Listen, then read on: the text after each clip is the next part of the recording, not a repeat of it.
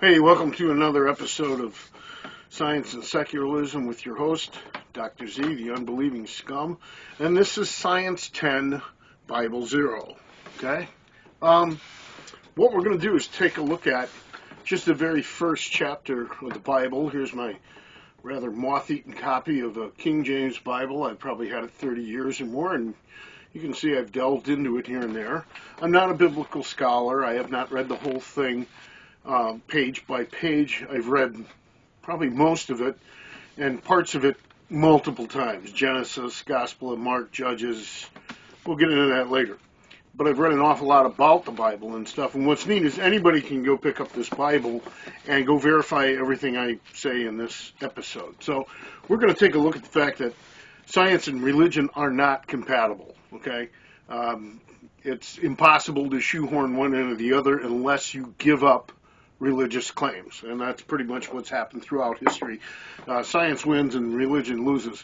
The whole history of religion, Christianity in particular, is jettisoning one verse after another because they just don't make any sense. So let's get into Genesis. And one of the key reasons that religion and science are incompatible is, unfortunately, Galileo's views didn't win, and Stephen Jay Gould's ideas didn't work. So Galileo famously said that the Bible is supposed to teach you how to go to heaven, and science teach you how the heavens go. Unfortunately, he didn't convince the Catholic authorities of that back in the 1600s. And the Bible makes all kinds of empirical claims about the world. Stephen Jay Gould said, oh, no, religion and science are two separate things. They're non-overlapping magisteria, that they had two completely different domains. And again, religion was spiritual and science was empirical. Again, the problem is no, religions of all kinds make empirical claims about the world, and that's what we're going to look at least through the Bible and Genesis today. The first 17 verses describe a geocentric model of the universe with the earth at the center and the sun and moon and stars fixed in a firmament rotating around the earth. That is completely dead nuts wrong. Now, that wasn't a bad explanation, accepted in Hebrew and Greek cosmology in the first century BC and the first couple centuries AD and up through, 1700s. But it's wrong. A heliocentric universe is what we live in, and our solar system has the sun at the middle, and we're not the middle of the universe either. So again, first 17 verses of the Bible just describe a solar system, a universe that doesn't exist. It's wrong. There is no firmament. What's interesting, in the newer translations, they changed firmament into dome. And firmament was a fixed piece that the stars and moon, sun were stuck in. And it was a very important part of cosmology back then. It didn't exist, never existed. Okay. It was the best they could do at the time. Religion is just an old way to explain the world. Sometimes the explanations nowadays sound pretty primitive and childish, and they came from ignorant, often barbaric times. But it was the best they could do at the time. So let's take a look at that. And let's take a look at 10 things from the chapter of Genesis. Number one, the solar system is not geocentric. And that whole first 17 verses, a lot of it comes out of the Enuma Elish. You can go look that up. Babylonian myths that got borrowed into, around 800 BC into the Old Testament or the Hebrew Bible, right? And it's just plain wrong. Science has shown, nope, the sun is at the center of our solar system. Number two, Adam and Eve.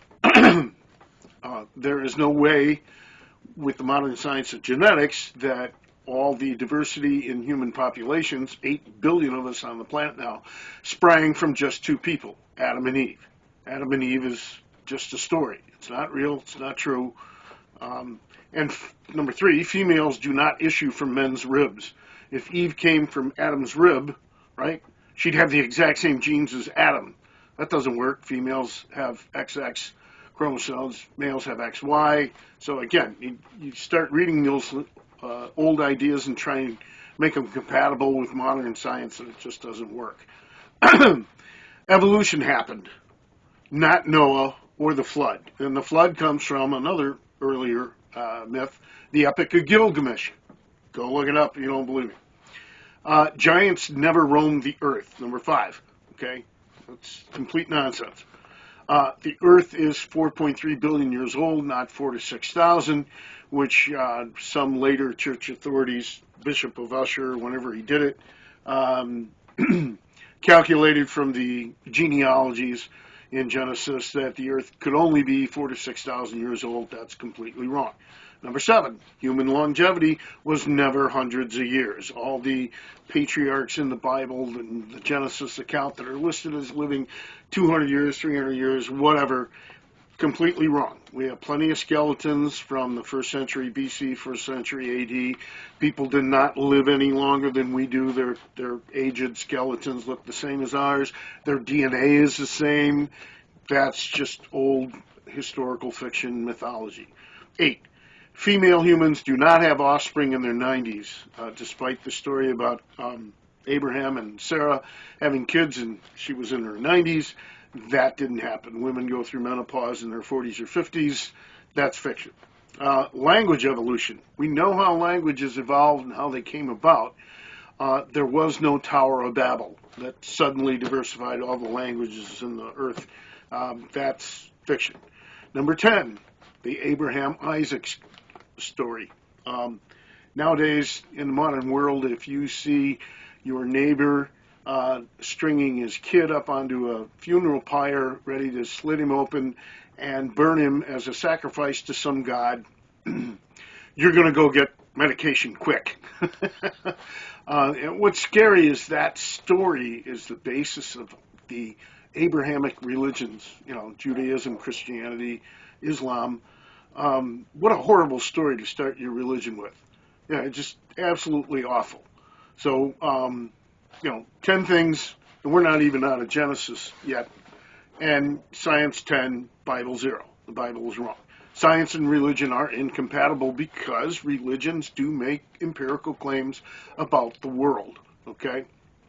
And the only way you get the two to be compatible in your own brain and avoid cognitive dissonance is you drop religious claims and say, well, they didn't really mean that, or you turn them into a metaphor, or you just don't ever think it through and you compartmentalize and you keep your religious beliefs over here and your scientific beliefs over there. So, doesn't work.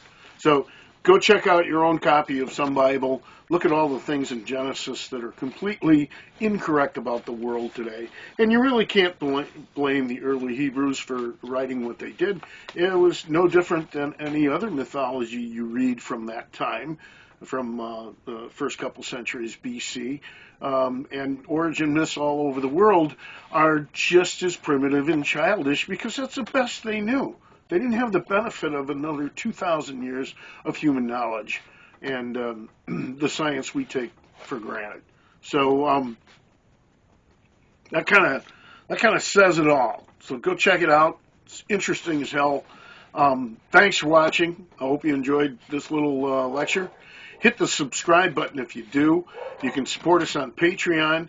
There's a Done store linked up by the banner, shirts, bumper stickers, magnets, coffee mugs, all kinds of things. There's a deep dive on this stuff on my companion site, Dispatches, wearedone.org, Dispatches from the New Enlightenment. You can follow me on Twitter, Facebook, at unbelievingscum. My email is unbelievingscum@gmail if you want to send me a note. There's an Amazon link to my first book, Arrogance and Religious Thought, Information Kills Religion, and this episode was certainly an example of that. And so have a great day. Hope to see you soon. Don't forget to vote. And second, don't forget to go out and give blood if you can. Only not at the same time. You know what I mean? Anyways, see you next time. Have a good one.